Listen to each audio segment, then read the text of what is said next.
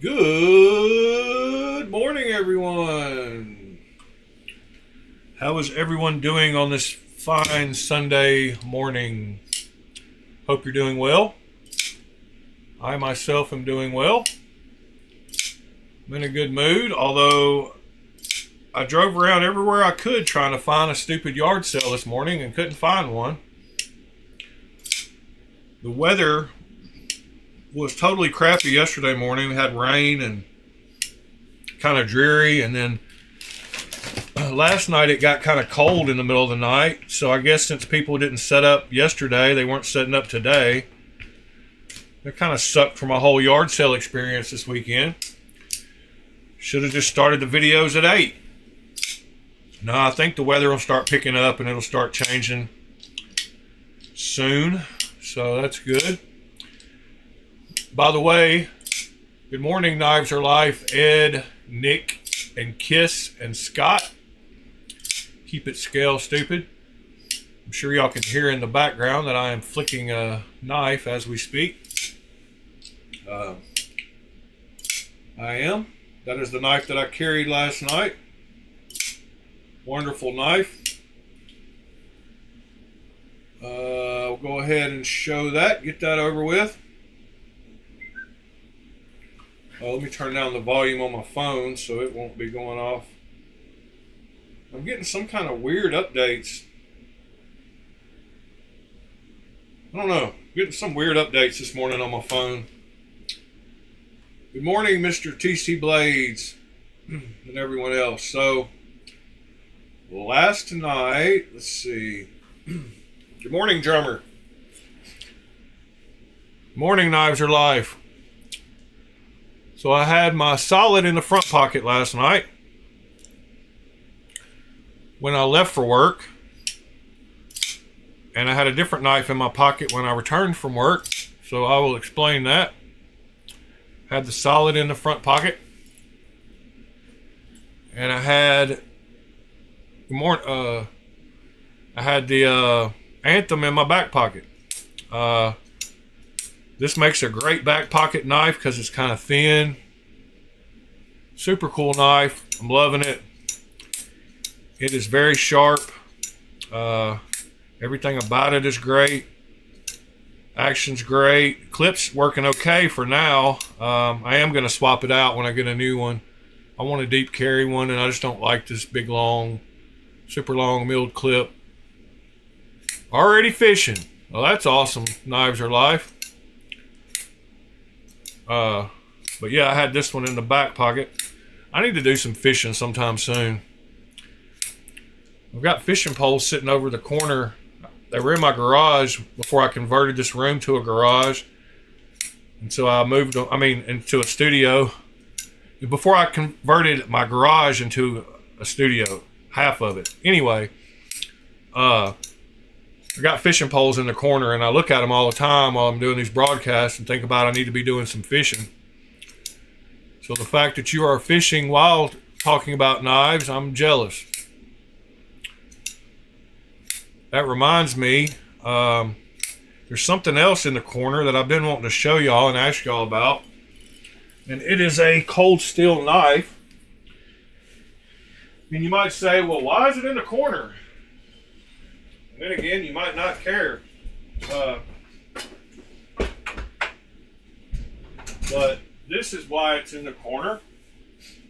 Because it is on this. So, I don't know if you can see, but I'm moving this thing. Still moving it. Still moving it. Still moving it. Still moving it. And boom. I've got a cold steel Bushman on the end of a staff that I made a point on. And I was wondering if any of y'all had these or had used them. I had a pole out in my exterior garage, one of these wooden staffs. I think it's actually I think it's a closet rod, and I just tapered down the end of it and threw the Bushman on the end of it. So that is always sitting over in my corner while I do these broadcasts.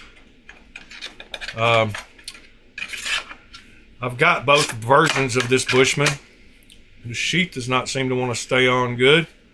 I probably need to melt it a little better or something. But it's pretty cool to be sitting over in the corner at all times. Good morning, Fred.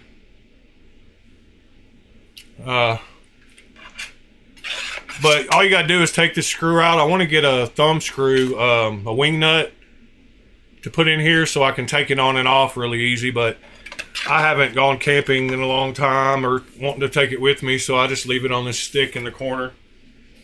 And like I said, I've got this is the Bushman buoy, I believe, and then they make another one. I've got it too.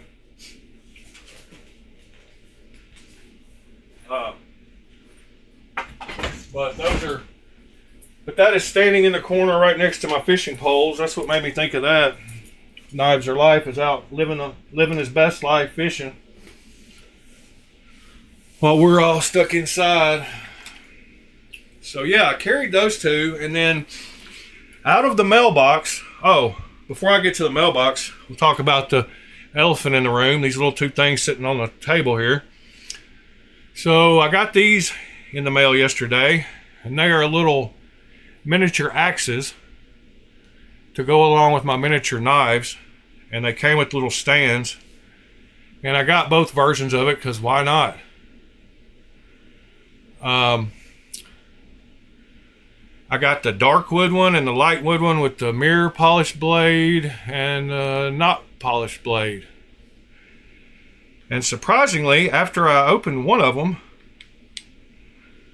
I used it to open the other one because they are very sharp.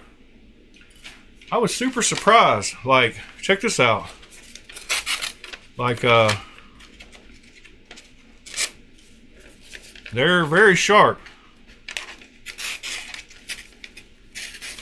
It's hard to keep the blade on the paper because, let me see if I can do a better job of paper cut test. Ow! The corner of it's sharp too. There you go.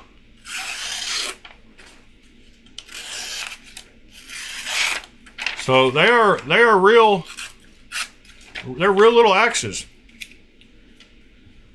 Let's see if the other one is sharp. If y'all want the links to these, I'll give them to you. Of course, I don't think I drew blood, but the corner down here is, oh man, that's sharp. Be careful with them, because that corner will dig right in you. Let's see if this one's sharp. Yes. It's hard to keep you want to naturally go down the edge of the blade whenever I do a cut test. I slide down the edge of the blade, so I want to do that with this too, but you can see it is sharp. So I thought those were cool little things to grab to go with my miniature knife collection, and they go perfectly with the little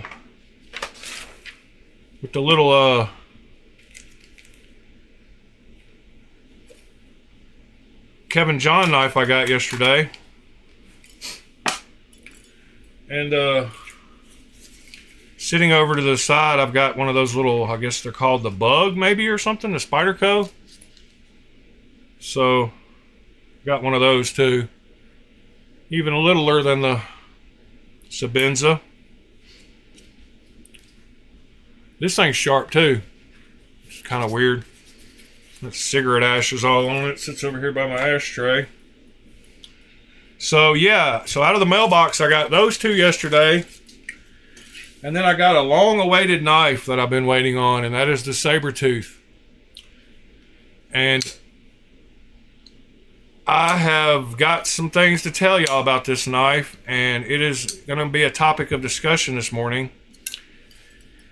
And that is, I cannot stress enough to y'all, and if I get anything across in this channel, it is that I would love for all of y'all to feel comfortable enough to be able to tune your own knives and make them like you like them. Because as I was driving to work, I grabbed this out of the mailbox as I was leaving. So I was in the car the whole time driving. And of course, I had to look at it on the way. I've got a 30-minute drive to work, so I definitely had time to look at it. So I took it out and I looked at it, and then I opened it. And after I opened it, I could not close it, and I almost had to grab it with two hands in order to close it. So needless to say, I was pissed. So a lot of you know, I've told you before, that I cut my thumb in half when I was 17 on a table saw. And so the nail doesn't grow together right here. It's two separate fingernails. And I've got a scar that runs down the entire back of my thumb where I butterflied it. So it's actually smaller in width than my other one because of cutting a blade width out of my thumb, the bone and the thumb itself. So my right thumb, this happened when I was 17, so I've never once complained about it. I don't even, I've used it my entire adult life. So I don't talk about it. Vanderbilt did a great job on repairing it and giving me a thumb, so I was just grateful to have a thumb. But it is a little funny looking. I get it. It's pointy compared to the other one. The other one's round and it's kind of got a point to it.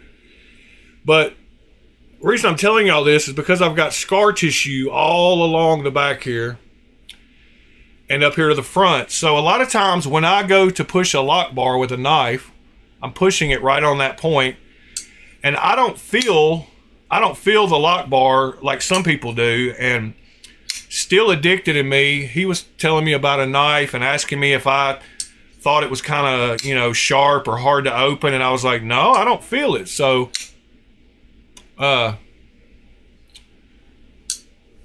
yes, I did finish the cut that I was doing on the table saw, and I did fix it, and I learned something very valuable about table saws. And I hadn't had one very long and was a stupid young 17-year-old.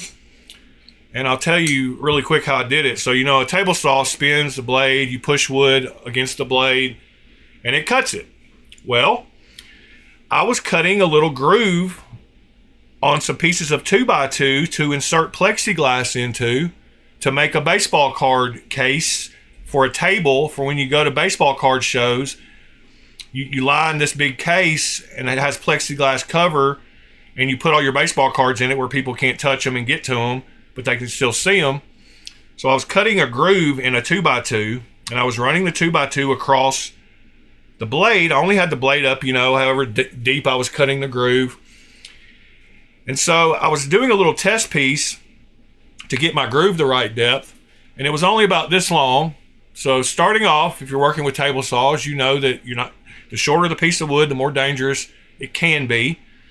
If I've learned table saw etiquette since then, but anyway, I was cutting the groove. I had my guide set up, and I was pushing it against the blade, and I cut halfway through it, but I didn't want to keep pushing across the blade, because I was kind of scared.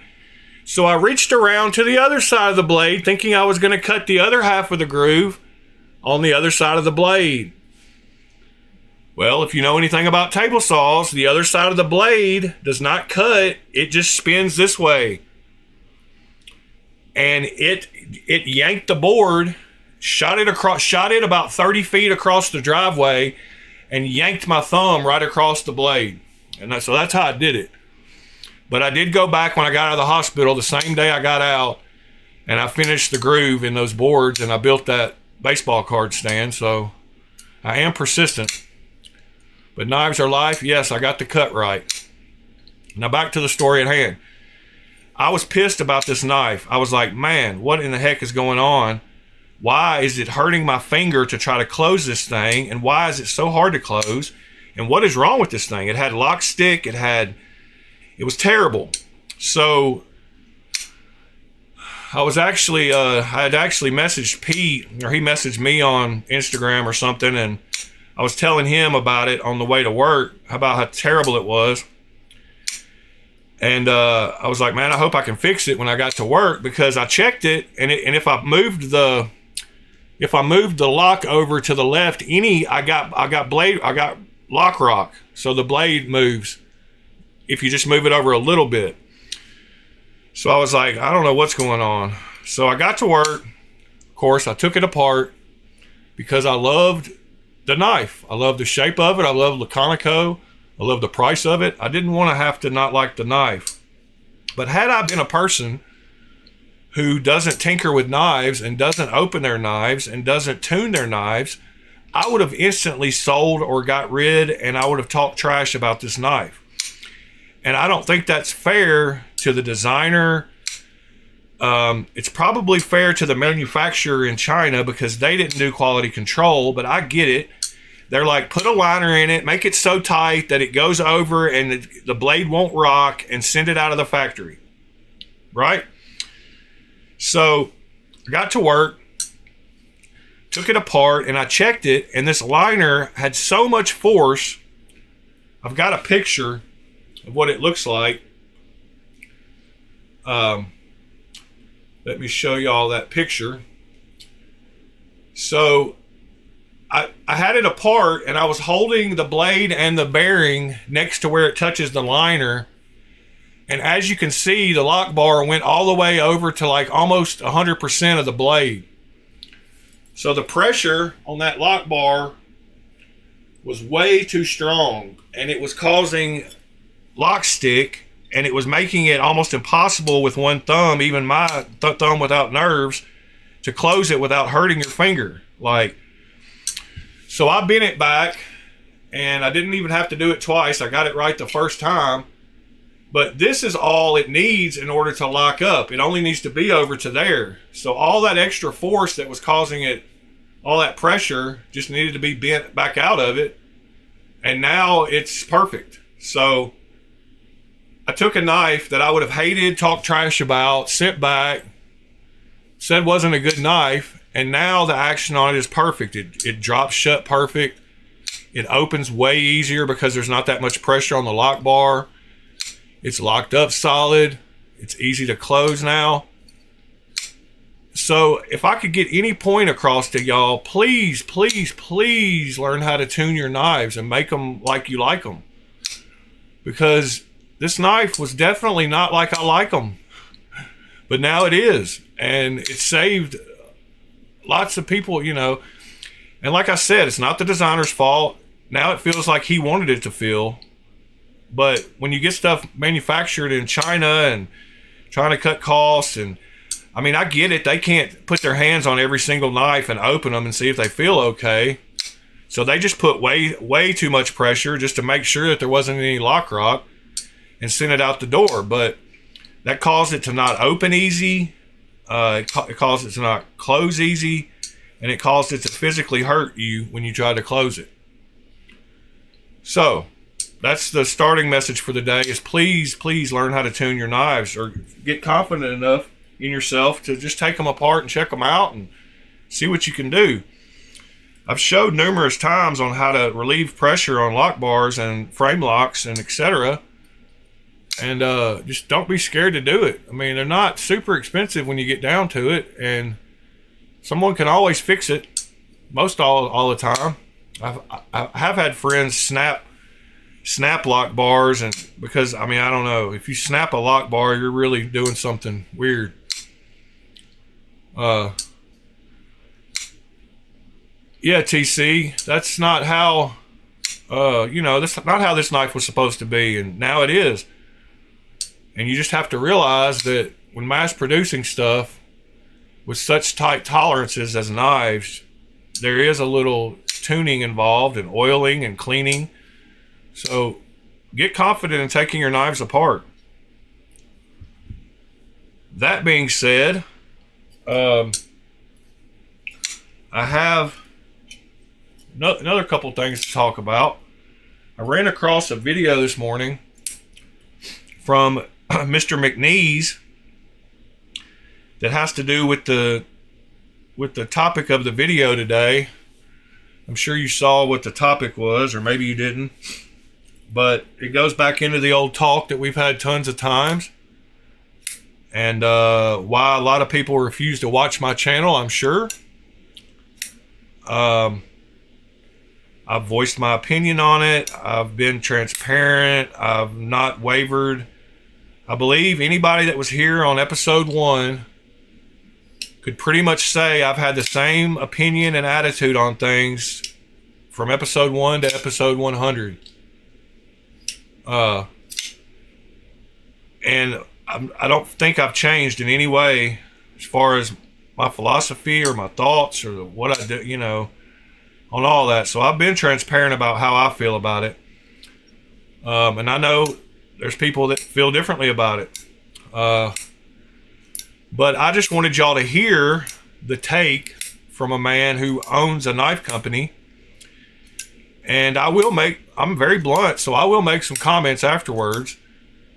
But I want y'all to hear what he says. And you can agree with him, not agree with him.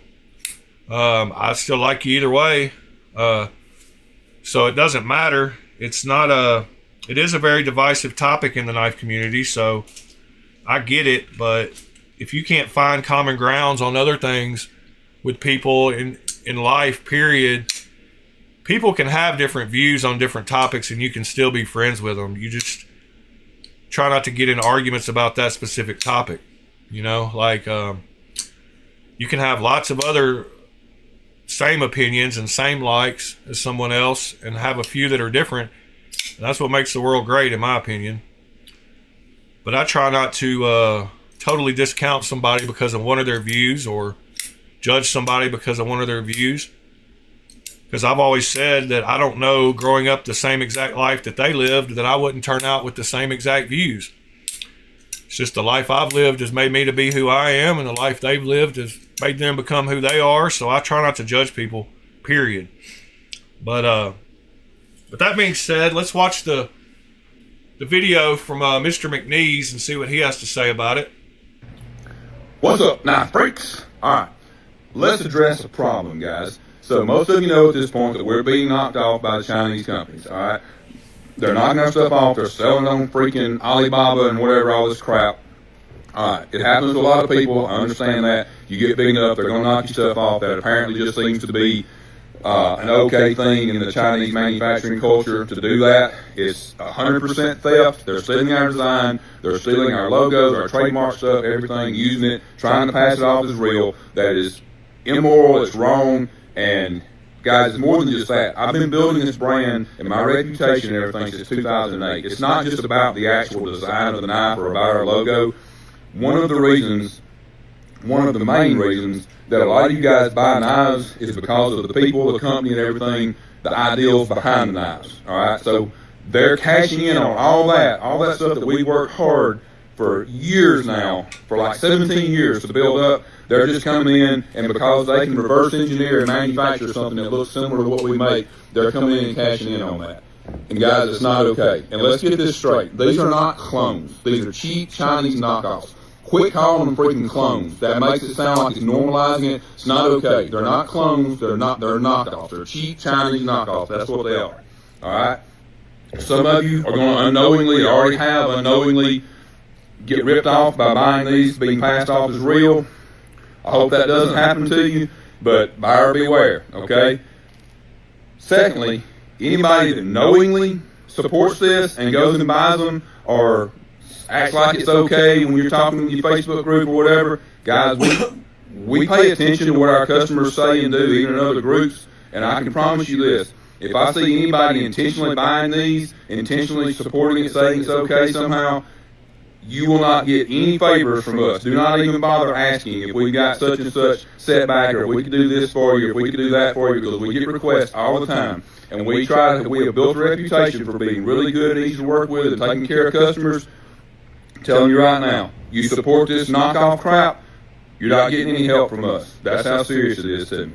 Guys, I'm usually pretty much a, happy-go-lucky, try to take care of everybody kind of guy.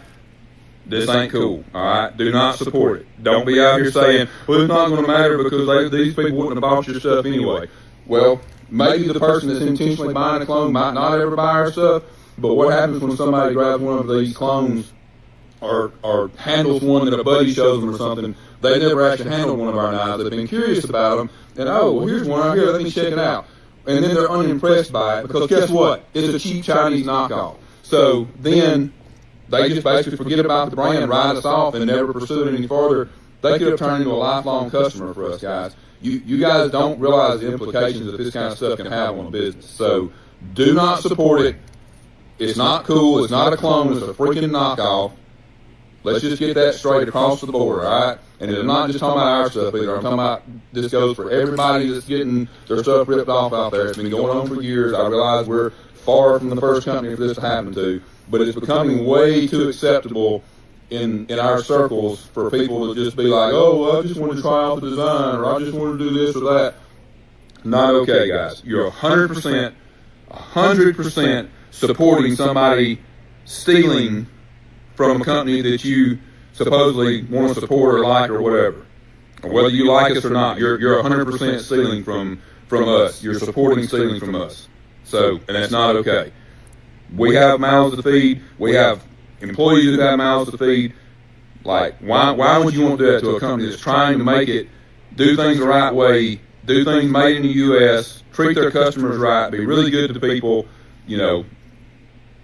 Why would you be okay with damaging that? Because when you support these cheap Chinese counterfeit crap, that's what you're doing. All right? So just keep that in mind when you're tempted to spend a little less money so you can think you got the next cool thing or whatever. It's not cool to have fake crap, guys. Good stuff is cool, not fake Chinese knockoff crap. So just remember that. All right. So I wanted to totally let him speak. I didn't want to say anything while he was talking. I wanted him to get his point across. And his point is perfectly valid, perfectly fine. Few things I will address that he said. Y'all have heard me say, I'm not going to buy, just like he said, well, those people aren't going to buy your knives. And that is a true statement a lot of times. I've said that. I've said that I wouldn't buy knives at a certain price point. And I've also said that I'd like to see how it feels, just like he said also. So I'm totally guilty of all that. And in life, there are crooked people and there are straight people. And there are people that try to screw you and there are people that give it to you straight. And I like to think of me as a person who is trying to give it to you straight and is not a crooked person.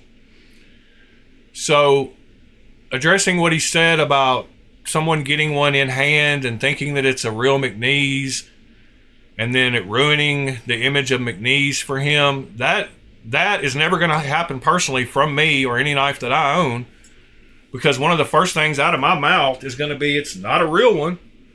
So take that into consideration, but here's kind of what it looks like. Here's kind of what it feels like. I've got this one tuned pretty good where it might feel close to the original. I don't know. I do know personally, but that's how I address that. But there are people in this world who are going to be crooked and shisty and try to get over on people constantly. So, you're not going to stop those people from being the way they are. And so you can't classify everybody as the same and everybody's motives as the same.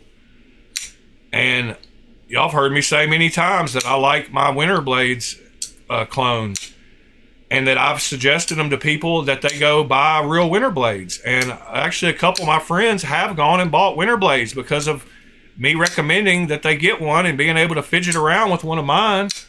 They've went and bought one of the real knives. So I do try to support manufacturers. But along the same lines as what he said, you're not going to stop any of this happening. And I guess if some way, maybe, you could, if you stop buying them, then that somehow makes them stop making them. There's going to be enough people that they're going to keep making them. And, So it's all about perspective, and everything in this world, you can take you can either be a good person about it, or you can be a shysty person about it. So there's totally two different sides of everything. I've voiced my opinion on it. You know, I've said what I've said. Y'all know where I stand on it. I don't really need to address it anymore, but I do respect his thoughts on it. I do wish that people like him that get so caught up in it because it affects him personally, he can't stand to the side and see any other opinions than what he has. And like, I'm going to show you a second video now that he posted. And this is after, I guess, they got one sent to them for repairs or whatever. And he actually had one in hand. And I will let him talk, and then I will address what he says after this one. Let me get this video loaded up.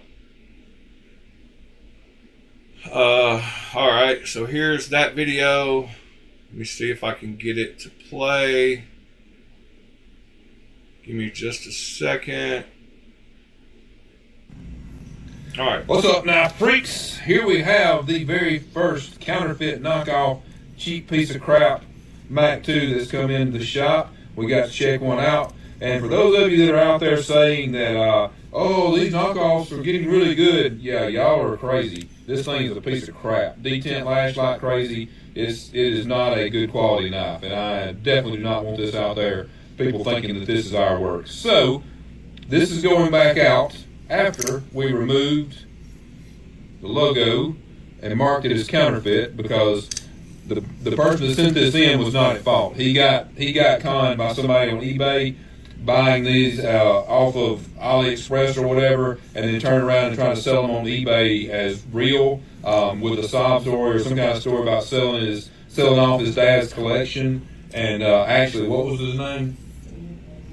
Steve Anish. So beware. Anybody having any dealings with a Steve Anish, tippity top on is his seller name on eBay. So buyer beware. He is trying to pass off counterfeits as the real thing, and I can confirm these are pieces of crap, guys. It does not feel the same, doesn't have the same action. This one's got horrible detent lash. So this is what we did on this one. Going forward, we're probably going to have a policy where we destroy them. I haven't decided for sure yet. At the very least, we're not letting these go back out, because if we send this back and the guy returns this to get his money back from the scam artist, then guess what he's going to do? He's going to turn around and sell this again to somebody else, and they're going to get scammed. So that'll be a little harder to do now.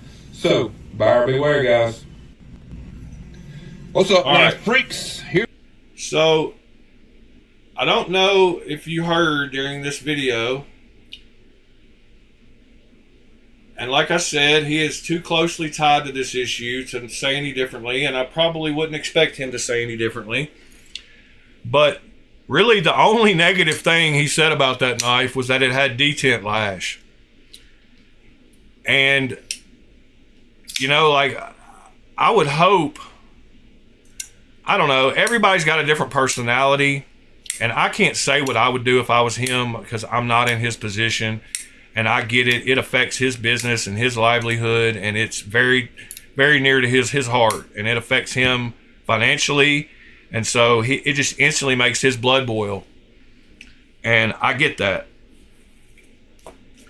But I would think somewhere in there, I mean, I guess he doesn't want to give any kind of credit to these guys, but he didn't say, you didn't hear him say, it doesn't look like our knife. It doesn't, you know, it just has some detent lashes. Basically all he said.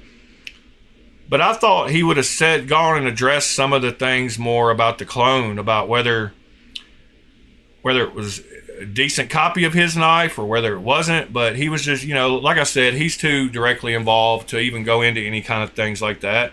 And I get it. I totally get it. I shouldn't expect him to say anything like that. He should just say negative things about it, and I get it. And it is just negative if you're on his side of ball. There are no positives to it, so I get it.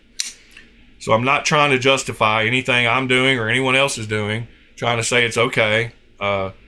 You've got to, at the end of the day, you've got to deal with your own moral compass about things, and nobody else can tell you which direction your moral compass should point. So only God knows your motives behind the things you do, and your actual heart and the meaning behind, what you do. So no other man can really tell you that, in my opinion. But something else I noticed in his first video is he said that if you take part in any of this, that you're stealing, and then he said, well, no, you're supporting stealing. So just as Ed just said, this fight is between the makers, designers, and the cloners, not the consumer, bottom line.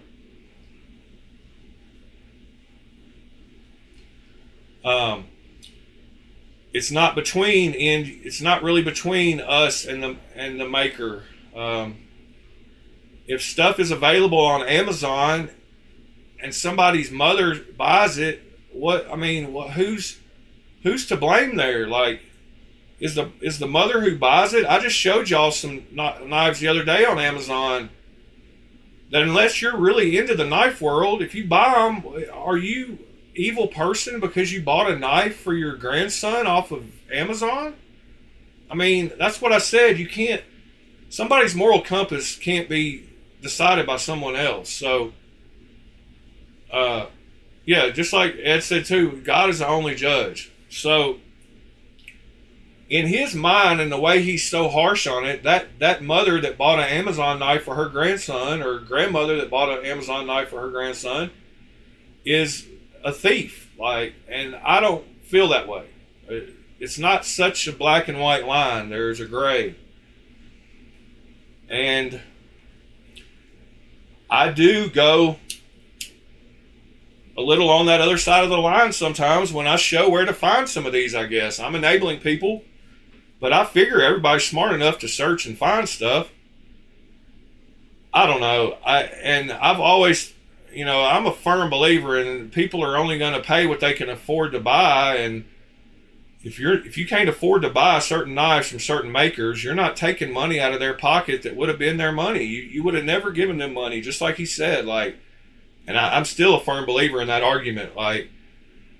And especially if you take it on as the attitude of look how great this clone knife is. Could you imagine how good the real thing is?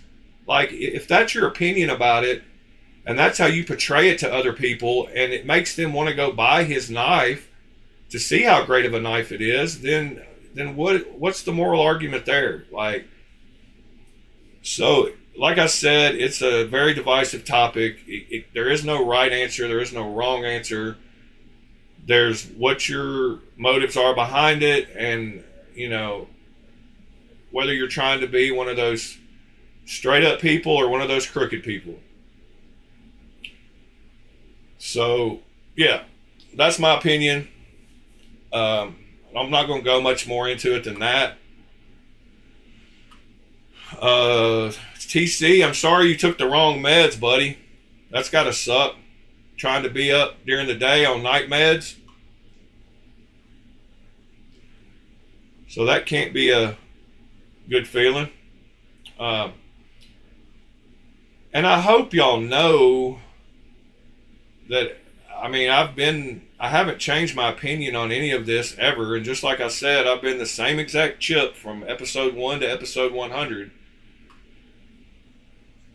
So, there's that. But I thought it was interesting that I ran across that post this morning that I asked a guy. He said, have you seen the McNeese video? And I said, no, I haven't seen it. Do you have a link to it? So he sent it to me. And that's what started it all. It was actually on a Reddit post that was talking about the king of the clones. Oh yeah, and I wanted to ask y'all, is there a point where it becomes where there's a difference between a clone and a replica and a homage knife? If you if you take your favorite designer and you design a knife based on its look, but add your own touches, is that an homage knife, or are you stealing his ideas then? Because there's lots of knives that feel like or look like other knives that I feel were influenced by them.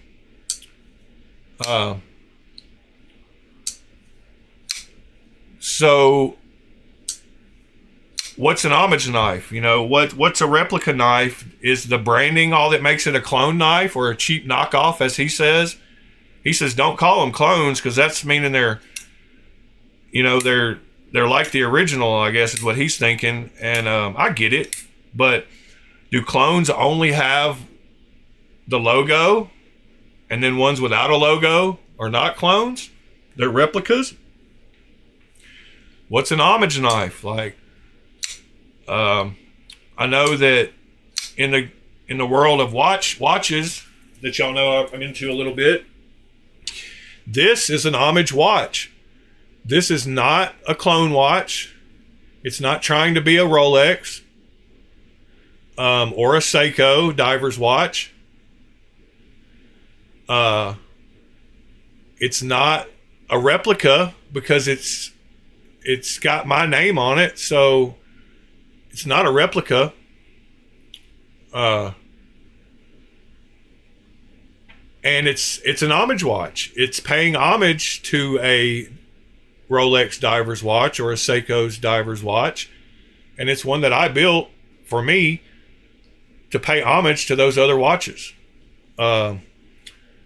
So that's a good example that I can think of. Although from across a room, it looks just like a Rolex. So I don't know. It's a very divisive topic. Sever7 believes that with the logo, it's counterfeit, and without the logo, it's a clone. I say with the logo, it's a clone and a counterfeit, because those are the same things, and without a logo, it's a replica. But it's all formalities and terms at that point. Is one right and one wrong? There's no answer to that. So that's what it is. The post that started it all was actually this post right here. Let's see. Bring up the browser. It was this post right here. And this is going to get me on another topic, which is Reddit, which is the crazy rabbit hole that Reddit creates. And Reddit is one of the craziest places on earth, and the people on Reddit are wacky and wild and unbelievable sometimes. And if you think that you could learn who somebody is from their Reddit posts, you are sadly mistaken. Because I had someone tell me this morning, and it made me laugh. Like, it was super funny, and I'll go over that in a second too. But this post is about this guy's opinion of two of the best clones being produced. It is mind-boggling, almost infuriating how good these clones are at a price point they're being sold for. I have a real Craig Brown Cortex XL and a real OZ Roosevelt. Admittedly, mine's an XL. My clone isn't. And these two are so damn close to the real thing.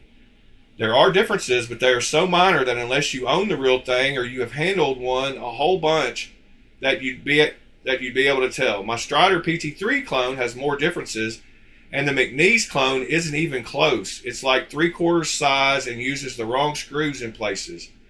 But these two are honestly remarkable works of art. It would be really interesting to see what Jufool could do with some original designs. So, y'all have heard me say that I wish some of these clone guys that make really nice ones would get into making some of their original designs, like the guy from Migaron did. I've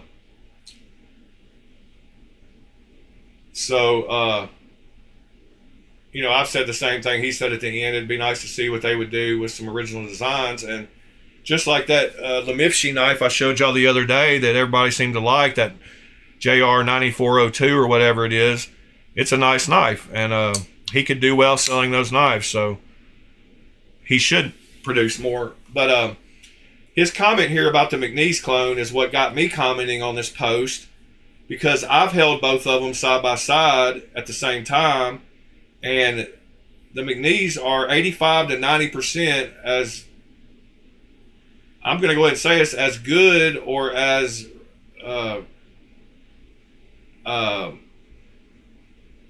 the same as an original. So they're 80, and other people that I know that are in this world say the exact same things.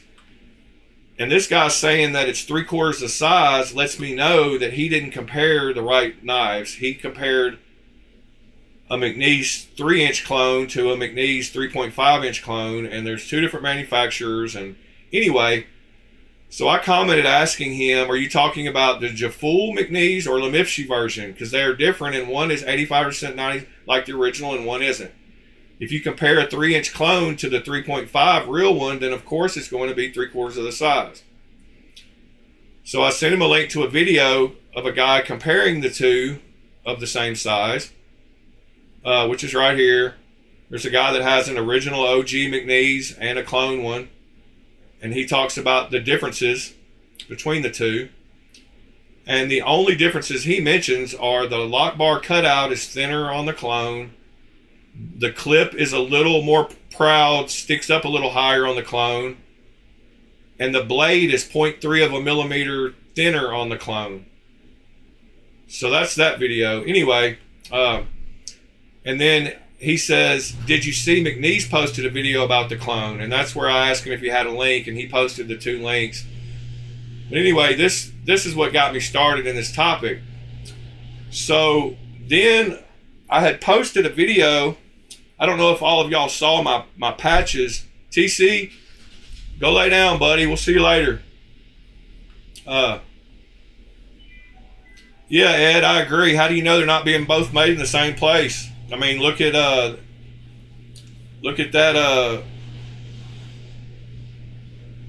the knife you've got in Discord for sale right now. That's a prime example.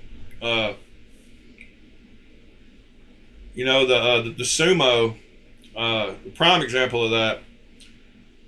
But anyway, I made some patches. I'm going to make some patches, and I would like to show y'all those patches if you haven't seen them already.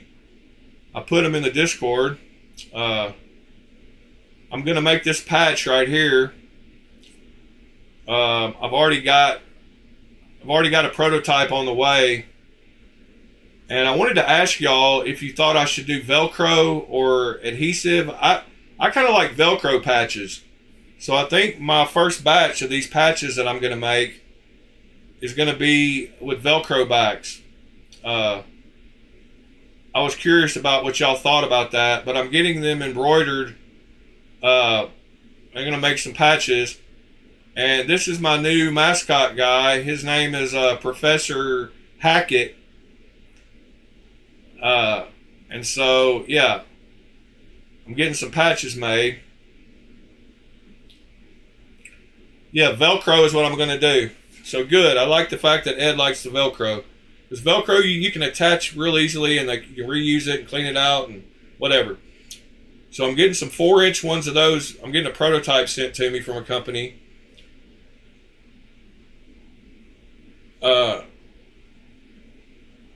Hackit. Yep, Professor Hackit. So Professor Hackit is going to make an appearance on lots of things. I'm getting stickers made of this design also. And then I'm working on figuring out how to make animated movies with him. Doing some knife stuff and using the new AI Sora technology and stuff, how to create videos, to create some animated videos.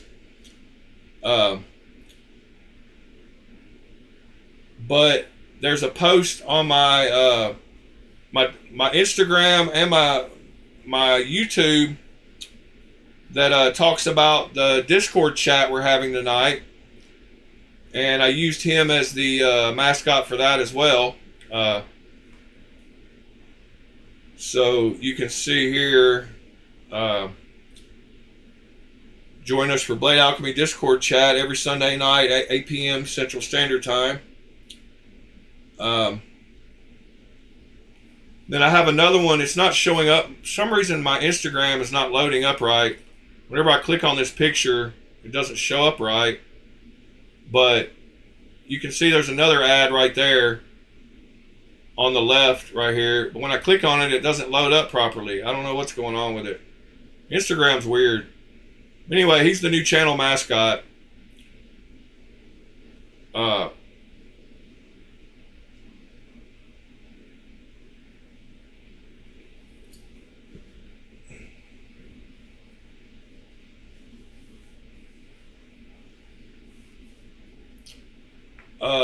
The Sumo, is that what knife you're talking about? Yeah, that Sumo. Yeah, that is a cool knife. And I wanted to thank Fred again because I found stickers for super cheap. Okay, Scott, yeah, we'll miss you this evening, but we're all going to get in there and talk. But Freddie, I wanted to thank you again for suggesting I go to Temu, because I found 500 of the same stickers that I was paying $38 for 100 of, for basically the same price for 500 on Temu. So I get 5 times as many, and then I can just give them out like they're like candy.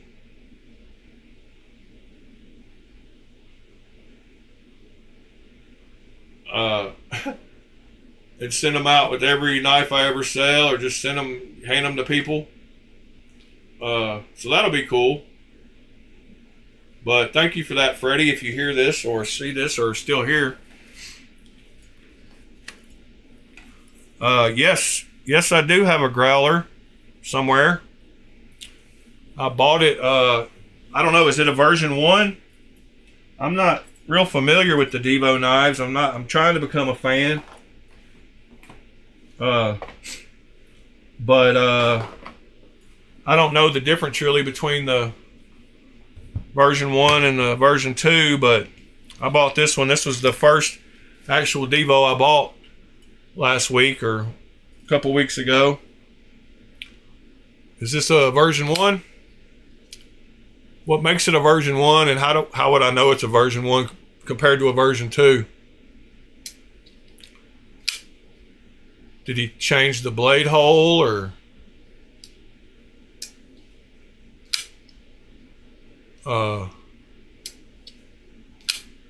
what did he do to it? What makes it a version 1?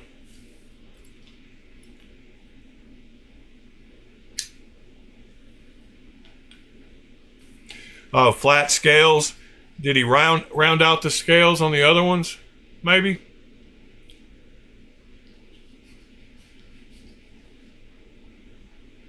Yeah, I got it for a good deal, so you might can have it.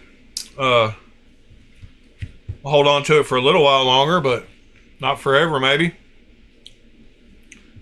I also bought that same week I got a real Devo.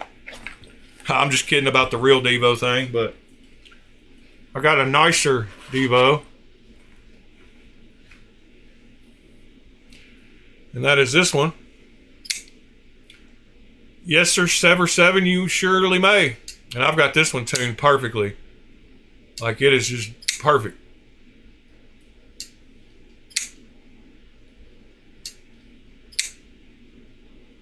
I don't know if there's a V1 or V2 of this, but I'm telling you what, the action on this thing can't be any better.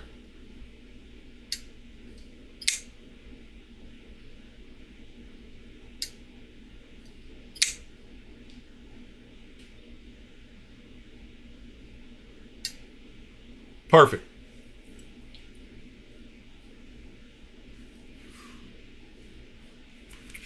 So that was, I bought that the same week, and that's actually my second Devo. I do like them both though. And Sever wants to see the action and the sound of this thing, and it's perfect, Sever.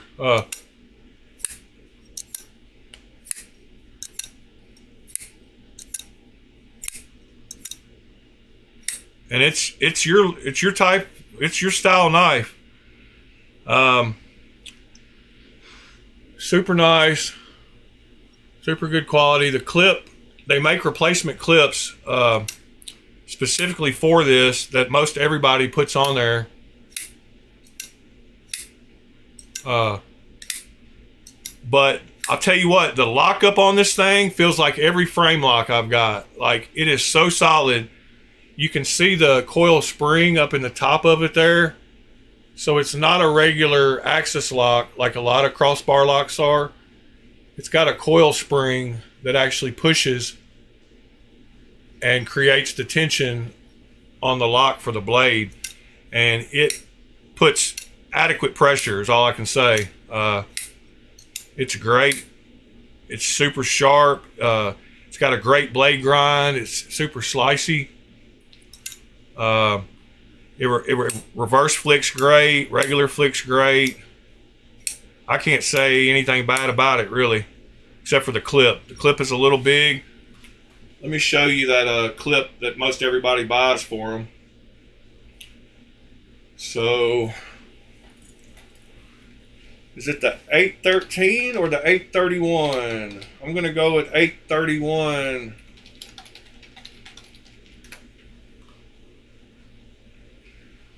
But maybe it's the 813.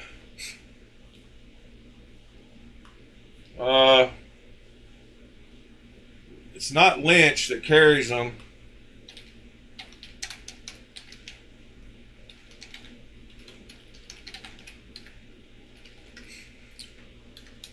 It's MXG gear.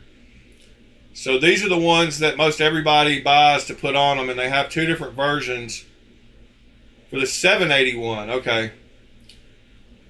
And they have the one with the hole in it like this, and then they have the, let's see, they have the solid one. And a lot of people, I'm thinking about getting one of those and doing a lightning anno on it.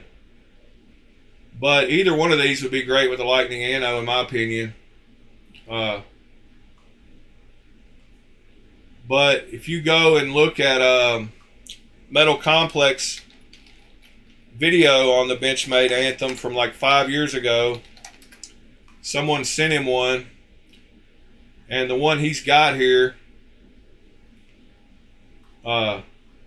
what's going on, YouTube? Metal Complex here, and today we are. It was donated by someone. Taking a look at the Benchmade Anthem. It has taken me a while to figure out exactly how I feel about this knife and exactly what I want to say, but I finally have it all together, and I'm excited to talk about it. This where he addresses the clip. There's no there's no hand up with a solid lock. Additional durability to the handle, and then they've got these little bolts. And people have swapped out the clip. That's all right. Here great. You go. Moving over to the other side, you have a position for the pocket clip. This is not the standard pocket clip. It's actually a common clip that you see when you see these in videos and people have swapped out the clip. That's a clip that you see on this quite a bit. The original clip is flat and looks exactly like the frame, and I think they kind of missed the mark on it. And that's too bad, because I imagine that 3D milled clip was probably a pretty expensive component and definitely added to the overall cost of the knife. So the fact that people feel like they need to switch it out, it's kind of like, why didn't you just subtract the cost of the pocket clip off the knife and give us a more, plain Jane but functional clip? Great example of a clip that goes with the knife and just functions super, super well. I don't know exactly what the name of this clip is, but any clip like this will work perfectly. The deep carry position is truly deep carry, meaning the seam of your pants will cover the entire knife. It's nice and short, has good retention, has that little slot that makes me think of, like the ZT0562 clip or a traditional Rick Hinderer pocket clip. It's just a little bit shorter, so it looks nice. I saw that Slicey Dicey actually had the exact same clip on his Anthem, so that's pretty neat. All the way around. Oh yeah, by the way, this the pocket clip is mountable on the right or left hand side, tip up only. You do not have an option for tip down. So that's where he addresses the clip. but he couldn't think of the name. But it's MXG Gear is who makes that clip. So that is the one a lot of people get to replace it. And like he said, the original clip is milled just like the shape of the knife. So there you go, Sever 7. But man, is this thing nice now that I've got it. So back to this. I really like it. Some of y'all don't like that blade shape. I do. Fuchs, good morning, sir. Fred, I just showed, before you pop back in, I showed the little YouTube post I made, but it's on my YouTube page, but it just Discord chat. Tonight, join us for Blade Alchemy Discord chat every Sunday night, 8 p.m. Central Standard Time.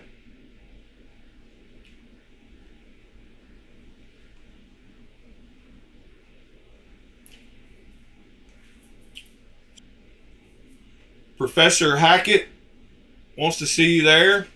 I'm not sure if you saw the patch that I created either. You were gone a second ago, but let me show it off one more time since I love it so much. Here's the new patch I'm getting made and stickers. I'm getting a prototype of the patch. I will give most of them away, I'm sure. But what is the going? I know people sell patches. What do they cost? I'm trying to figure out what a good cost is for them, for me to pay. I'm not talking about for y'all to pay. But could they sell? What do they sell for? Could you sell a patch for $10, like with shipping and all that? Like I don't know. I'm new to the patch world, so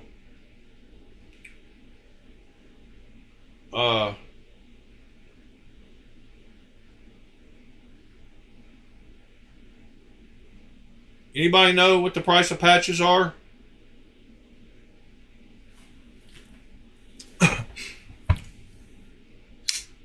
Yeah, I love this saber tooth though. And I've got it tuned perfectly too now. No lock rock. Good to go. I guess we could go look up what they sell some patches for, but I couldn't find them on that Carroll Family freak show. $5. Oh, Ed, really? Yeah, okay, Fred. So yeah, so $5 plus $5 shipping or something. So $10 to cover shipping wouldn't be bad if shipping cost you $5. And then Ed, if you make some nice ones with good quality and people, you get a following, you can get up to that much. Thank you, Ed. I didn't know they went anywhere close to that.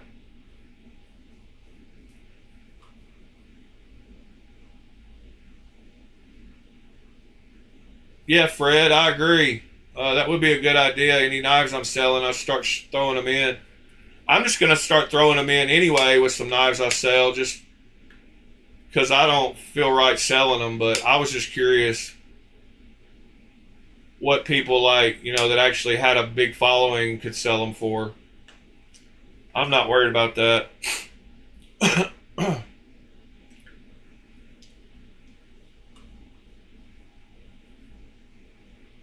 All right, Ed. Yeah, that's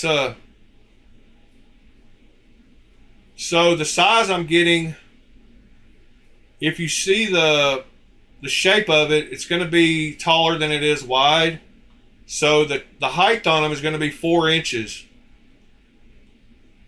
So I'm not sure how, I don't know that it looks probably maybe 3 inches, 3 to 4, like a 3:4 aspect ratio. So the ones I'm getting a prototype of are going to be 4 inches tall and 3 inches wide. So I don't know what size that is compared to what other people give out. But if you can hold a ruler, or about the length of a regular knife handle, I guess. Like this Anthem handle is right at 4 inches. So So the patch would be this tall.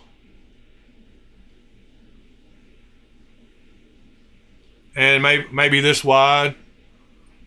I mean, heck, let's see. This box is 3 1/4 inches. Let me just make it happen real quick. So if the patch was 4 inches by 3 inches,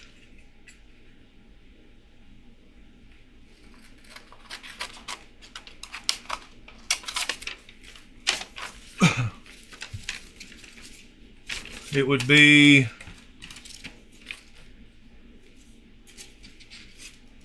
dang it, I can't see.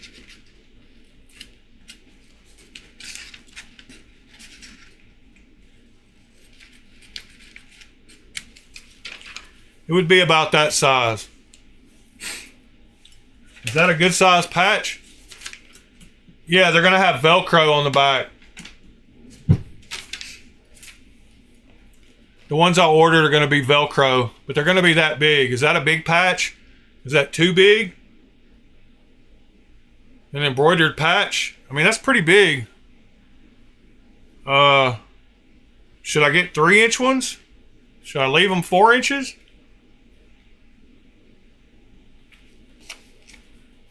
My cost will come down if I make them 3 inches. But I'm not totally sure. Like I said, I might have like 1 or 2 patches that I got with knives that are probably still in the box that they came with. But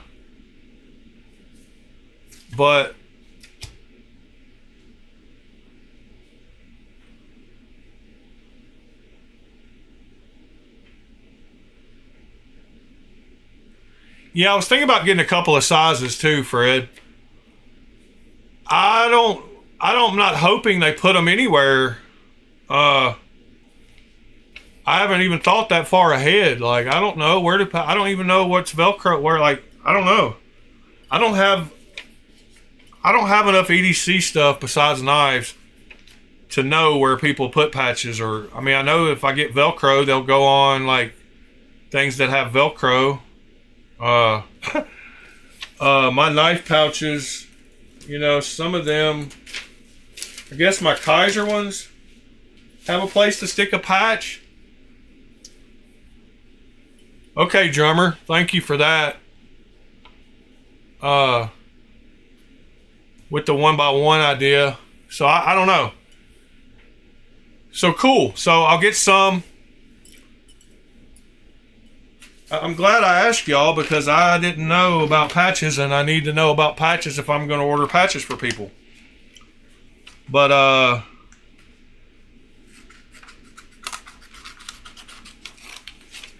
so a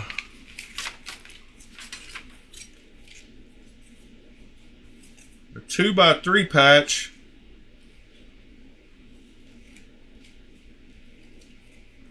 A 2x3 patch would be about that size.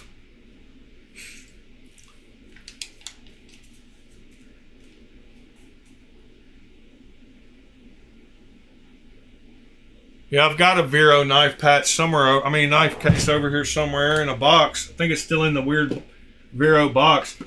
Aren't Vero boxes like have a clear see-through thing?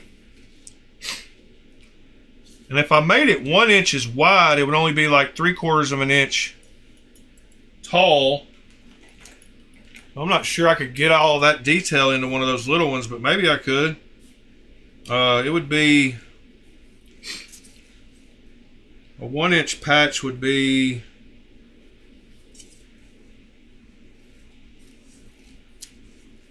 like about, hold on just a second.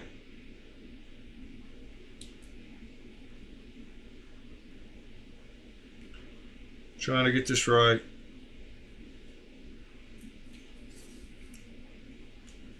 If I maintain the same aspect ratio, I didn't cut that one too even, but Then the little 1-inch patches would be like 1 inches tall. Whoops, what happened? We had max headroom just show up on the screen.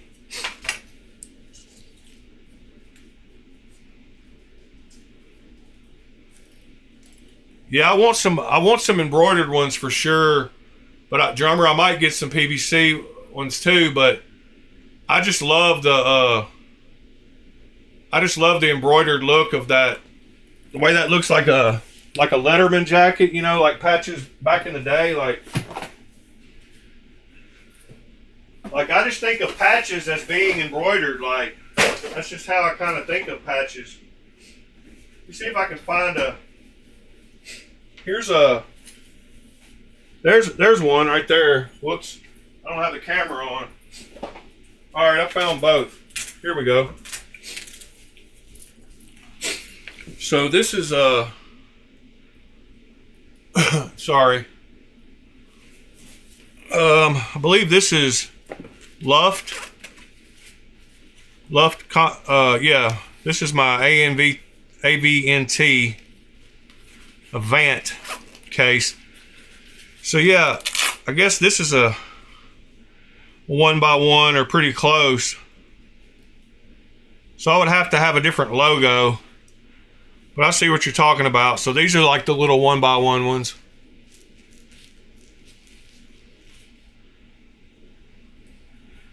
Okay, drummer, I'll check that out. Sorry, I didn't see the link. Got a lot going on. And then I guess this is the one Freddie was talking about. And that's a pretty big patch. And seeing these lets me know you can make them in any shape or size you want to, huh? So this shape right here would be good for pouches. If I was going to do a pouch, they would fit good on both of them.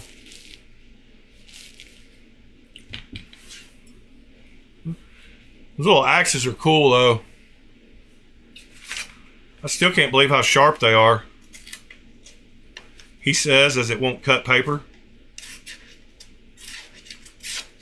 It will cut paper. It's not a good piece of paper to... They're already dull. I need to strop them a little bit.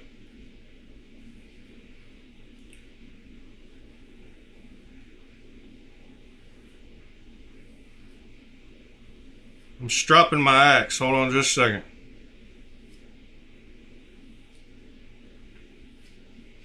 Alright, see if that's better.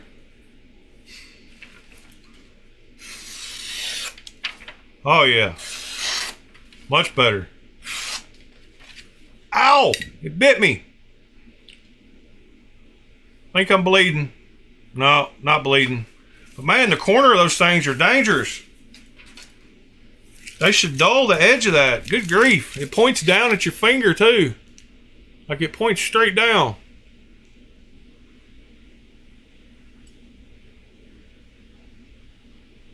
Yeah, Fred, yeah, I get it about the size wise. I don't have to make them out, but this one would fit. You could put this one on a pouch. And you could definitely put it sideways. But I think you could put a 3-inch one. I think a 3-inch one would go on a pouch without sticking off. Medic! No, I'm not bleeding. It did bite me though. Y'all saw me drop that knife awful quick. I mean, that hatchet awful quick. It's not yours till it bites you, so this hatchet is mine now. Oh yeah, it feels like it would be weighted good for that, Ed. Wonder how much I paid for those little things. Let's see. Yeah, 3x2. Yeah, that's what this is a 3x2. So 2x2 or 3x2. All right. Well, thank you for that. Let me see how much I paid for these. See if I can get y'all a link for these too. View all. I don't know which account. Oh, here they are. Oh, I got the 2-pack. They're TRSKT is the maker. They're $11 a piece or 2 for $18. Ow! Getting a cramp in my leg. Old guy problems. Good grief.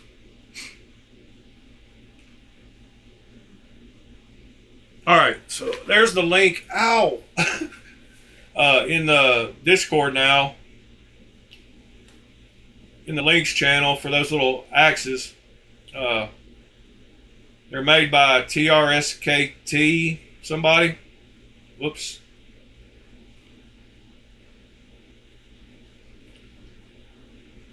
So they're $11.49 a piece or $18 for both of them. I think that's why I got both of them. I wanted to feel like I was getting a deal. They even have the little wedge to hold the head of it on properly. Pretty wild. And they are, I know, Ed, 11 centimeters, 2.54. So 5 inches, 4.7 inches. Hey Google, what's 11 centimeters in inches? 11 centimeters is 4.331 inches. Okay, 4.3, not 4.7. That's how long they are. About the same as a knife handle.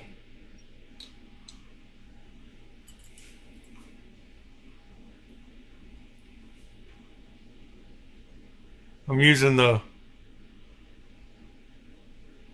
Anthem as gauge today for size. Oh, drummer, patches. Sorry, drummer. I was paying attention to you. Where'd you send a link? All right, right here. Lots of patches here.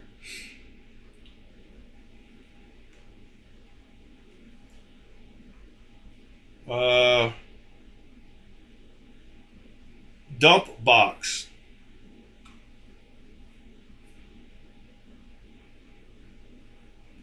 Oh, so was that duck a PVK one? Is that is that one right? The Donald Trump one, was that a? I can see how those would be cool too. Yeah, the duck. Is that a one that you were talking about? Because I like that texture on that one too. There's just something about embroidery. Patch vault.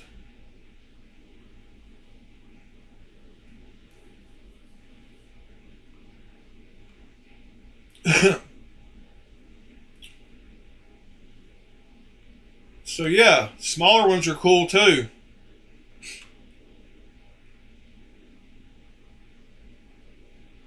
And there are lots of patches here, huh?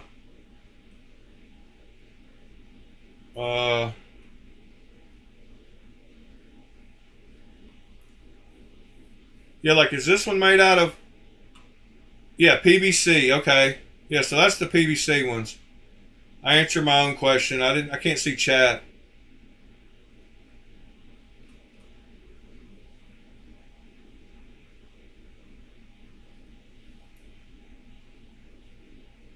All PVC?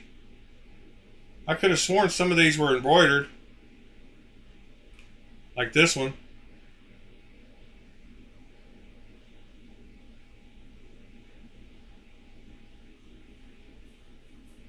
Or maybe you're saying you only buy all PVC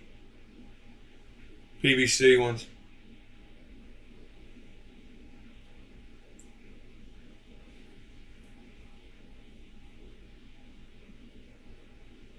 Chucky Ducky. Chucky Ducky? So they're not as expensive as I thought they would be. Oh, I thought you might have been talking about your the ones you buy. But yeah, they're not as expensive. In fact, let me show you the place I got a quote from. I'm totally transparent, and y'all are very capable of looking up stuff yourself too, so Patches for Less is who I got them sending me a.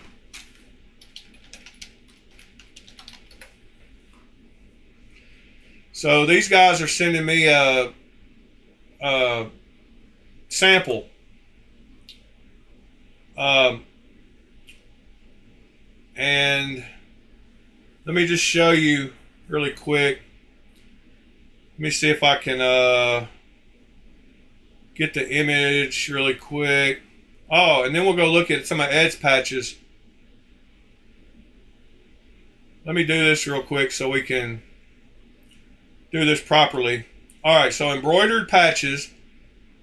They offer all kinds of styles. So here's the sizes. So this looks different. Okay, order now. So you pick your patch size. So I'm going to say 2 inches wide, 3 inches tall. I'm going to say 100 of them. I'm going to pick fully embroidered. I'm going to pick Velcro backing. I'm going to pick the marrow border that has the trim around instead of a hot cut border. And that changes the price for $100 to $190. So $1.90 a piece. You go up to 3 inches by 4 inches, and it changes it to $2.52, which is $2.50 a patch.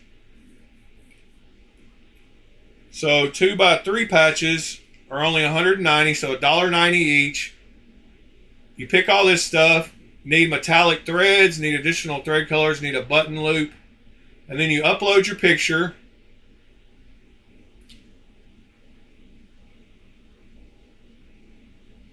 And you upload it. And then you add it to cart. And then they charge you some shipping. So 2.5 inch fully embroidered 100% patch. Base price $1.90. Unit price $2.38 with tax and everything.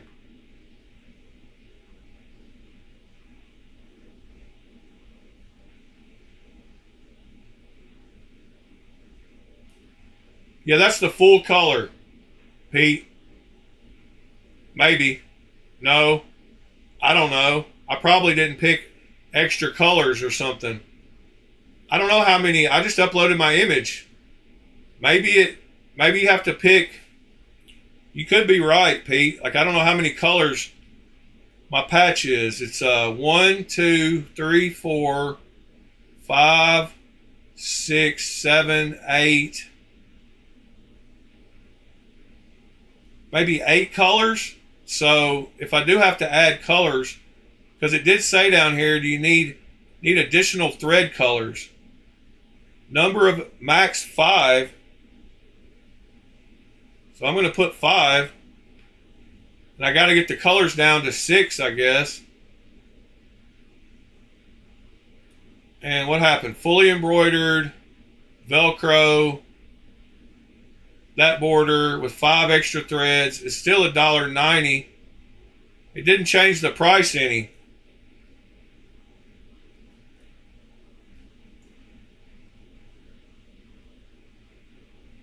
So that's cool. Yeah, it didn't change the price adding those 5 additional thread colors. So it looks like I can only use 6 colors, so I'll have to revise the patch a little bit. That won't be terrible.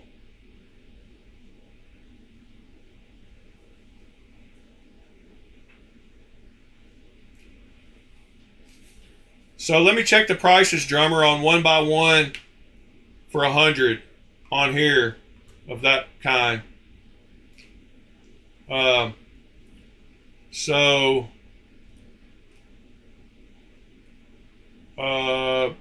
Patches, PVC, order now, 1x1, 100, PVC or PVC 3D. Yeah, that's a good price you got. Are they cheaper if you get bigger ones? No. PVC are more expensive. I like the 3D. Velcro. Upload your design. You don't have to pick different colors for these because they can do whatever. So yeah, whoever you ordered through, that was a good price.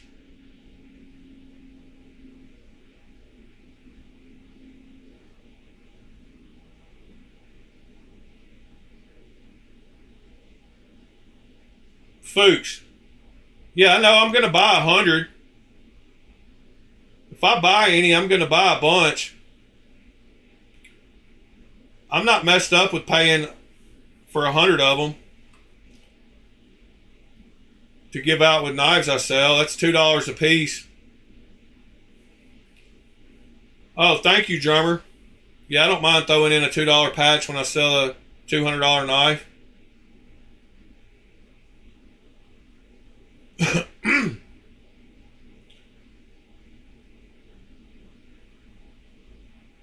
Yeah, folks, I know the price is per 100, but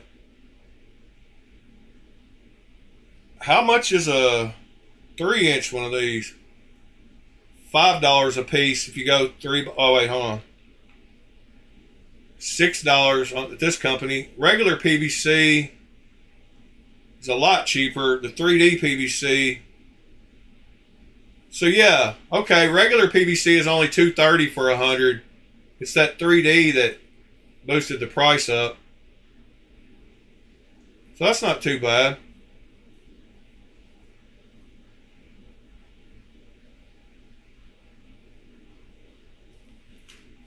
So yeah, something I hadn't even thought about. Patches and stickers until recently, and channel mascot and stuff. Such.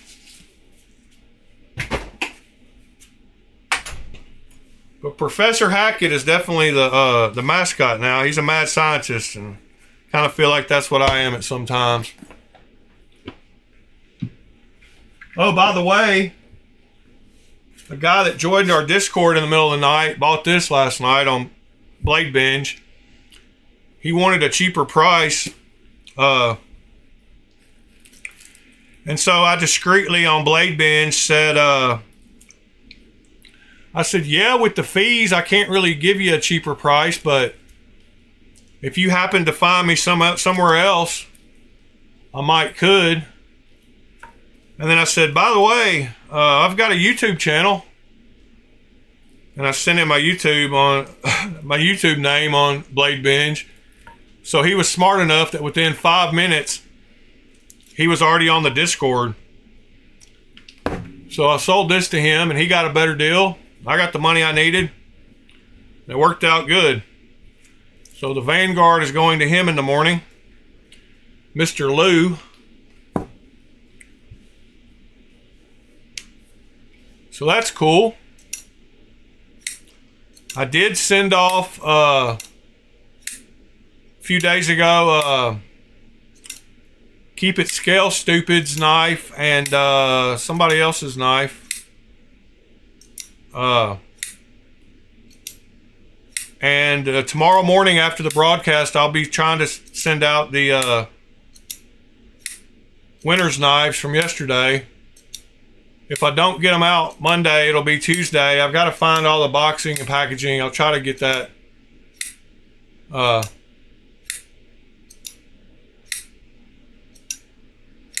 Yeah, folks, I'm not down. I'm down with saving somebody. Pete, you know everybody, it seems like. I may or may not have a knife on the table here that might be going to one of the winners. So, there's a few knives on this table. I'm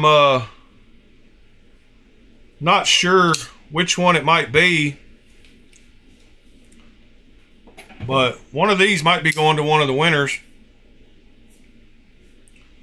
Heck, I don't know. 2 of these might be going to one of the winners.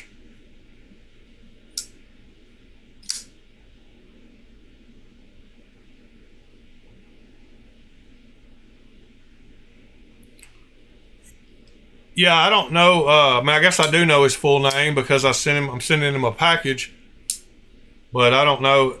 He sounded like he was just now getting into Discord and stuff, and he sounded like a really cool guy. I don't want to get into his personal life, but I guess not all of us have great families and support systems, so finding some fellow knife brothers to talk to is probably a good form of support for some people. I appreciate that. I don't have too many family that I get along with well. I don't have too many that I get along with bad either, so.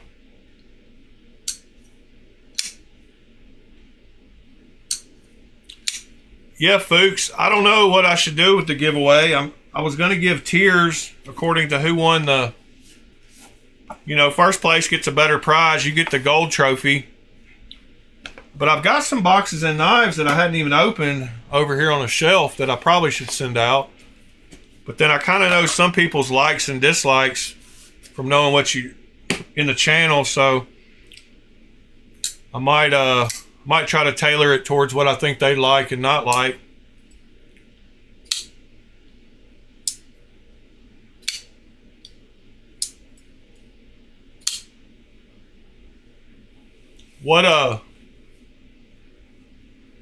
Yeah, folks. I think the knife community is great for a lot of folks.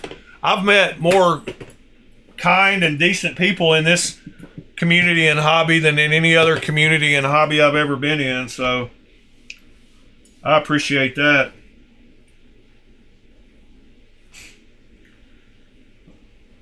I'll let y'all know that I did get all the knives that were on the table yesterday put in their Wolverine. What's the Wolverine? This is the saber tooth.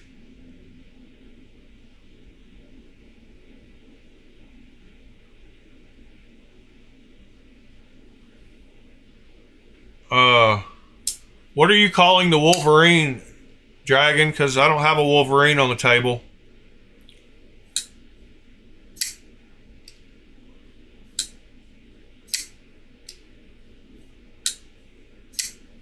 Are you calling this the Wolverine?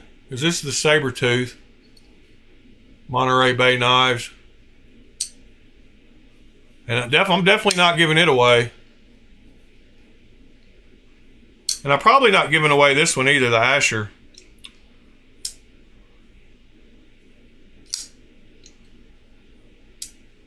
So both the ones that you picked are not those. Because I like my Ashers. I've got another Asher laying right over here. What is that? Oh yeah, that's the new. I forgot I even got that one. The new drop of the S.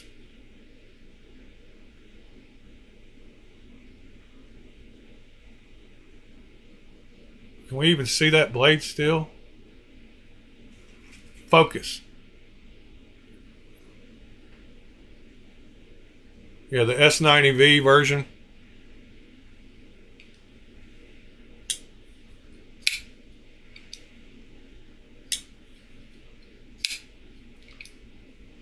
I just got in on his last drop. I forgot I even had it. I swear I've got another Asher bag somewhere for this one, but maybe not. Knives Are Life. Okay, that was one I wanted, wasn't it? Orella, the Orella. Let's go check that out. See if it's dropping today.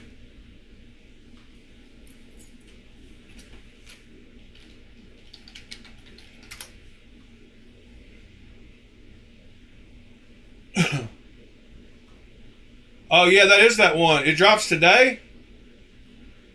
It's up here at the top somewhere.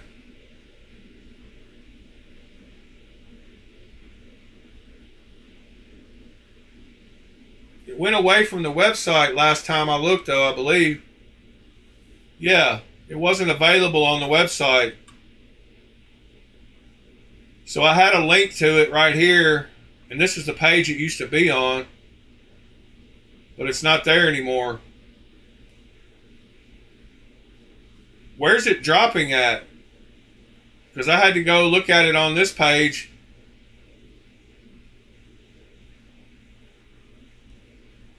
Is it dropping on his page? Because he doesn't have anything on it.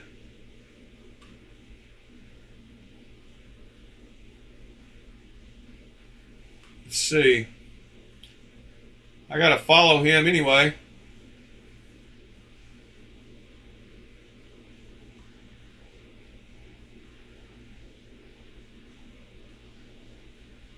Yeah, I gotta have one of those. His site today, okay. Well, that link I've got is his site, I believe. Yeah, that's his site.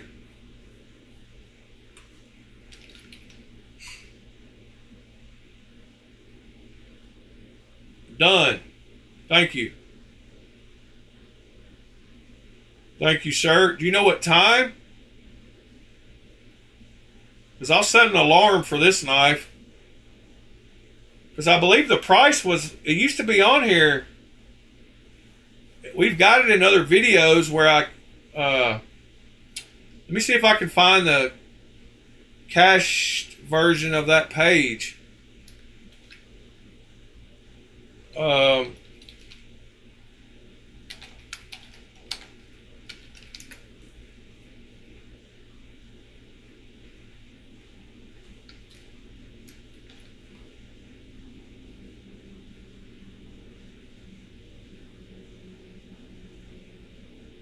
Well, I don't see it. It's not coming up on the cache. Cache.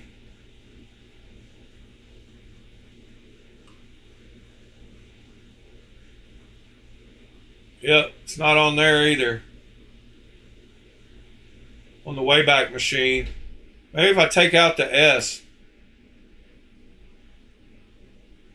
Nope. Can't see what the price was, but I think it was like under $300, wasn't it? Like $245 or something, or $280, $290, $245 is what I kind of remember.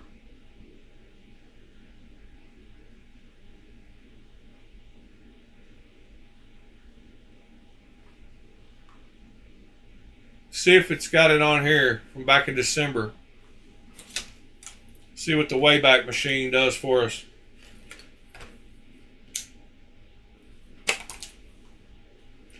Come on, load up. Well, I'll let y'all know if it loads. Yeah, it says pre-order. It's loading up. But it's taking its time. But it does say pre-order at the top up there. Waiting for web.archive.org. There's the live version. Come on, load up. Aha, 280. So there's the web page. Nice.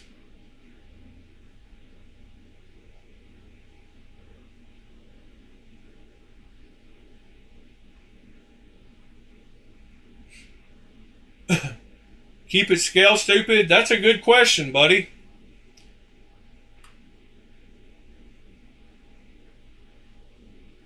But I found the price at least, $280. Man, the Wayback Machine is slow. Here's a video though.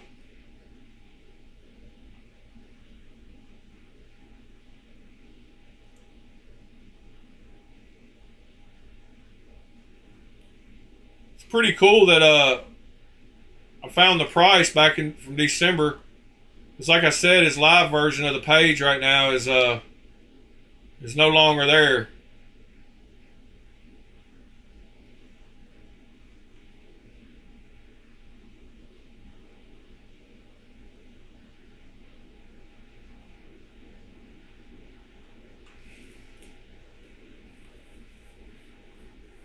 Let's open it in something. Why is it loading so crazy?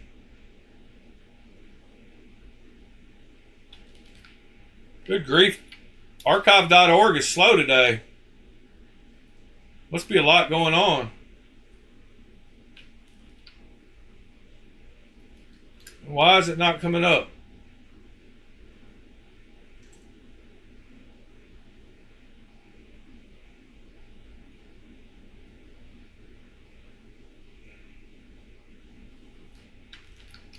Nothing stops me, boy. I'll find it.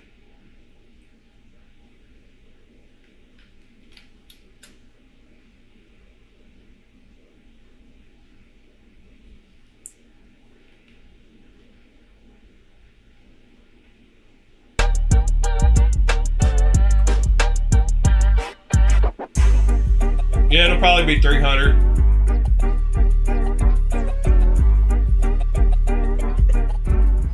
Salutation. Departure from him. I mean, I say that, but then again, not really. I think it's mainly because I'm impressed by this. So I don't have all the specs in front of me. I'm kind of doing this off of memory based on conversations I've had with him. But it's right around an 8-inch knife. Full size, 3.6-inch blade, a little over 4-inch handle. If I can get a full 4 on it, I know that that's 4-inch, and then I got some still hanging out there. But this fits well in my hand. That's what you said. are looking at I guess this is a drop point blade. Is that what we're going to call this? Nice belly towards the tip there. Nice crowned spine. Mirrored kind of stonewash finish to the full flat grind. Drop point. And you have satin on the flats. You can see this as thumb studs for deployment. And we will talk about I will talk about some of the changes that are going to be taking place to this before it goes into production. But I'm just going to go over it as is right now. So satin flats on the What's the changes? front flip it. That's not what it's designed for, but if you want to get some front flipping action out of it, you can. The action is good to go. It's broken in really good, drops to the nail, a little shake shut. And you can also pocket clip, the back spacer, which lots of good internal milling. And if you can see there's also milling done, and I almost but All right, yeah, I got some good milling. Lock bar insert, detent ball. lots of good internal milling. And if you can see Maybe he talks about what the the changes tip are. EDC that he's already talked to Riot. Those are already going to be put forward.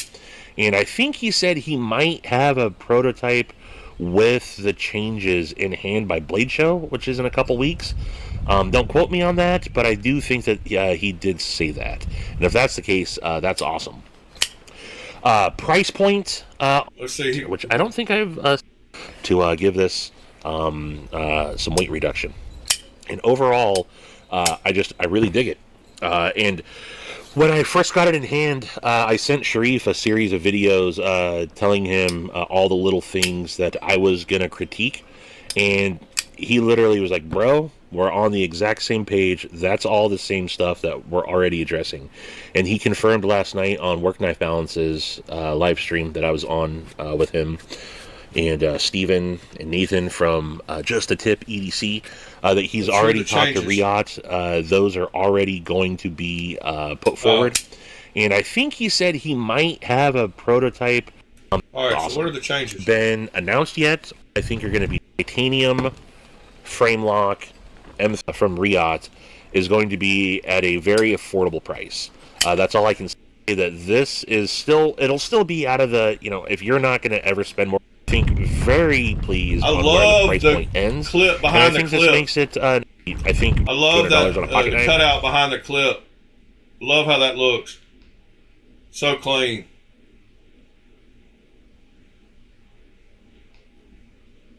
Yeah, that area behind the clip, that's a good idea. I like that. And something in titanium and Magna Cuts.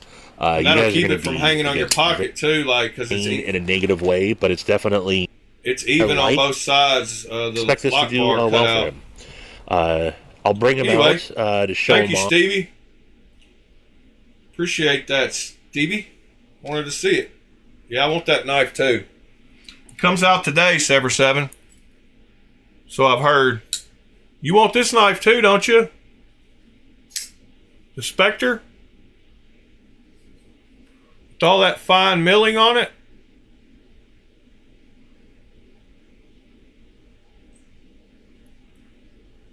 Pretty sure you want this one. An M390?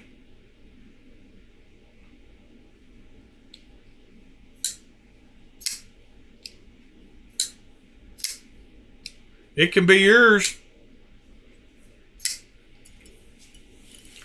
Because I've got 2 other ones.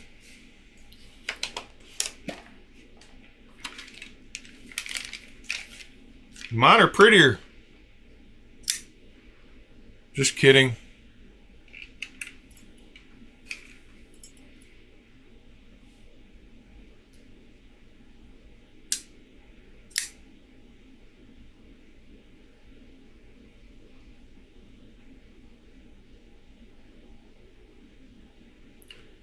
Sure is a pretty thing, though.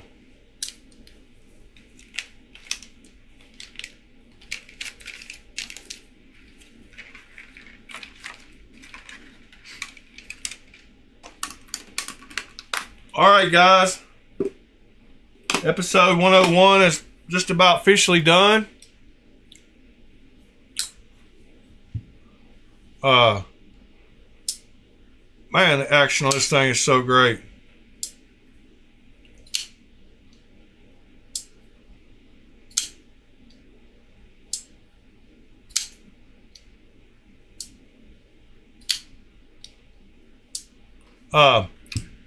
Yep. Action means a lot on a knife. I appreciate y'all, love y'all. Today is Sunday, so you know, it's the start to the week or the end of the week or Blade Alchemy 101. Yeah, that is a class. Taught by Professor Hackit. The only knife that didn't go in a case or get a home was this one yesterday off the table. Oh, and the Bunta. They're both out because they're my beaters. They're my carriers.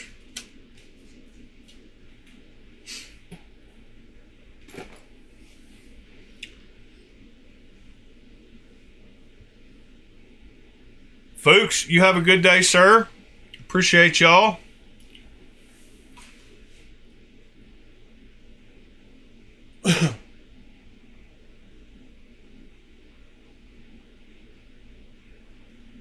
Fred, you just added a picture. Oh, yeah, and Ed added some pictures, too. Let's go over those really quick. Sorry, I forgot about those pictures Ed was posting of all the cool patches. Ed, you got to remind me of stuff like that. Fred and Ed have been posting. Where did we add? Okay, patches are in general. So here's some of those cool Carroll Family Freak Show. These are 4.5 inches tall and Velcro backed.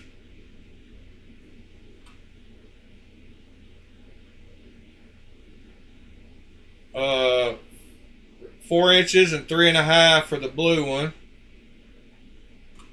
4.5 on the pinhead patch.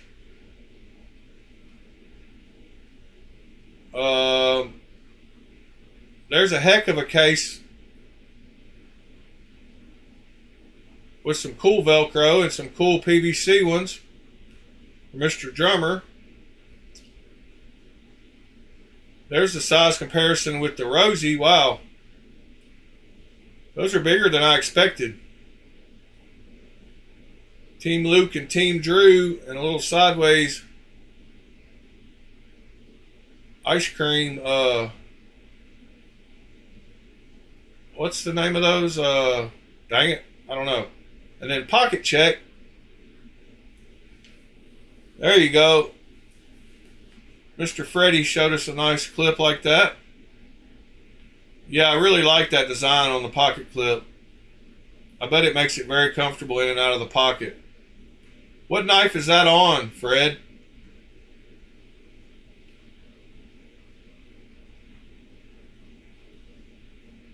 The Blurple. The Shiro. I should have known that about with the milling.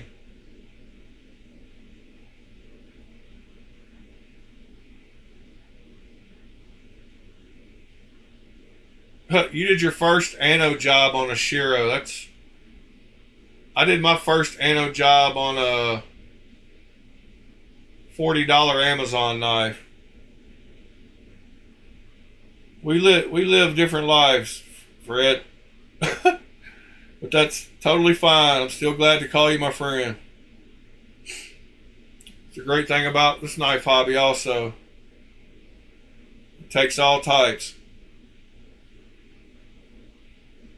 Yeah, good job on that, Fred. Pretty ballsy for your first. We got something else just popped up. What popped up? Oh, that was a message. Never mind.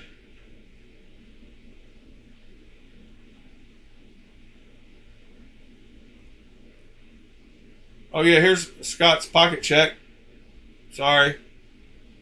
Scott had to leave, I guess, but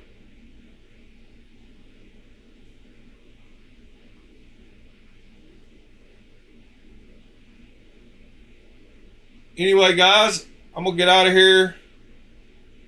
I appreciate y'all. Remember, knives are life, and clones are life. They're all part of life. If y'all need me and you know how to get a hold of me, email me, join the Discord, message us, ask us questions. We'll try to help you. We'll be here again tomorrow morning. In case you can't find us. Thanks everybody once again. I'm hungry. About to go get something to eat. And then I'm going to go to bed and let all that food turn right into fat. See you tomorrow, Mr. Drummer. See y'all this evening I got to get to sleep. So 8 o'clock this evening, Discord.